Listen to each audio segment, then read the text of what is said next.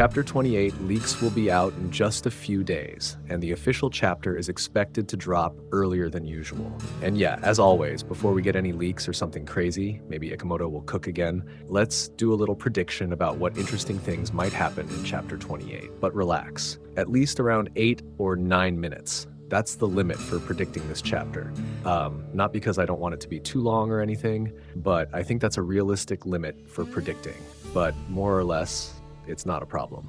So yeah, to predict Chapter 28, let's start with something simple but still interesting. Yep, the cover. And based on the various conflicts or unresolved issues from the last chapter, there are at least 3 characters I think are highly relevant to be on the cover of Chapter 28. First and foremost, I'm sure we all agree that Mamushi has a huge chance of being on the cover. The reason is pretty obvious. Aside from the fact that he will move and invade Konoha, I think the most interesting part is the result of Koji's strategy to deal with Mamushi's abilities and powers. Yeah, speaking of Mamushi, in the last few days it has even reached a point that I find most interesting, which is a theory about unlimited Togadama. I mean, Togadama in unlimited quantities. Yeah, you know what I mean, right? One of the things that makes this theory quite interesting is that it all refers to and focuses on one point called the real body. Based on Koji's prediction, Mamushi can split his body like himself, and it's not really a clone, but the real thing.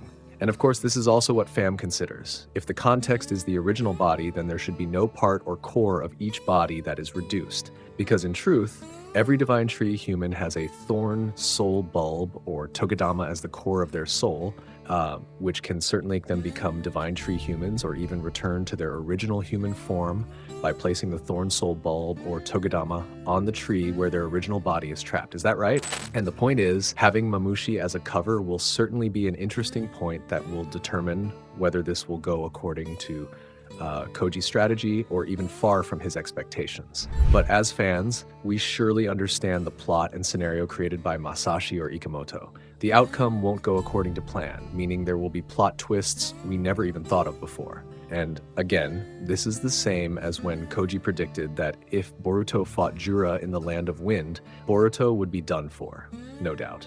But in reality, it wasn't like Kashin Koji thought.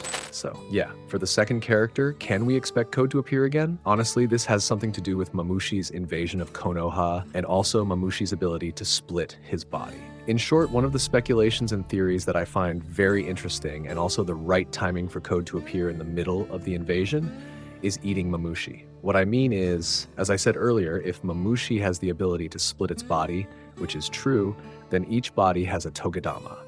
And because of that, if that is really the case, then Code here could have the opportunity to do something like eat the Togadama from one of the Mamushi bodies that are invading Konoha. But for some reason, although this sounds pretty wild, one of the biggest potential plot twists is Code showing up in the middle of Mamushi's invasion and messing everything up. Whatever he does, it could be enough to ruin Kashin Koji's plan to deal with Mamushi. Because once again, most fans would probably agree that Ikemoto has prepared a much more interesting scenario ahead. The third is Sai. Honestly, Sai is actually an alternative that I think isn't just random, but there are many relevant reasons for choosing him as the cover. First and foremost, we know that since the Shippuden era, he has been in an organization under Danzo's leadership. In short, in this era, he is like a ninja who is loyal to the government. In other words, regardless of Kashin Koji's scenario to keep Shikamaru as Hokage, is it possible that Sai will be chosen to replace Shikamaru? I know this might be crazy and doesn't make sense, but with crazy things like this, that's what makes it interesting. However, if in the end this doesn't happen, I think Sai will have an important role in the future, especially since his son is on Boruto's side,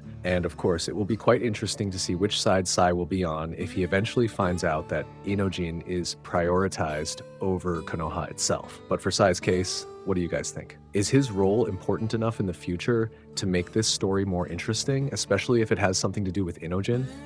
Yeah, I want to know your real answers. So yeah, at least at this point, those 3 characters are the only ones I think are relevant for predicting who will be on the cover. But if you think there are other characters who are more relevant, let me know in the comments. And when it comes to predicting the next scenes, I won't say too much because it might start sounding even more like nonsense. In short, the interrogation with Konohamaru isn't the full scene. It's just a part of it. Because if we look at the beginning of the interrogation dialogue, I think it's the middle part. Yeah, you know what I mean, right? This means that there are some dialogues at the beginning that have not been revealed yet, especially regarding Konohamaru's decision on whether he will agree to cooperate with Shikamaru or not. After all, the final decision rests with Konohamaru. After he finds out that it was Shikamaru who helped Boruto escape, this is really something we've been waiting for. However, since this is a prediction, I think Konohamaru will agree with Shikamaru and help him. This also means that it will lead to a crucial possibility where some ninjas will side with Boruto because they are rational, while others will stubbornly oppose Boruto's existence and continue to label him a murderer and a traitor. Yeah, that's it. Second and last, Kawaki and Amado. Again, I really can't wrap my head around this, and it's even crazy. I mean, look at how Ikemoto builds the characters and the scenario where Kawaki still has a limiter that hasn't been completely removed. But honestly, this is normal and should be the case. If we look at Amado's priorities, I don't think he's stupid enough to let Kawaki completely remove his limiter. Given the fact that he will become stronger or even gain his true power from Ishiki's karma, the majority would agree that this would lead to the worst possible outcome. If something unexpected happened and Kawaki lost in the middle of the battle against Jura, it would bury Amado's hopes and dreams of reviving his daughter through Kawaki's karma. So the decision to do it quietly and not remove it completely is a rational choice. Second, a few weeks ago, you must have seen the results of a poll about the revival of Ishiki's soul through several characters such as Code, Kawaki, or even Jura. Although the majority chose Code, Kawaki is still relevant in several unexpected scenarios to revive Ishiki's soul if Amado allows Kawaki to fully obtain Ishiki's power.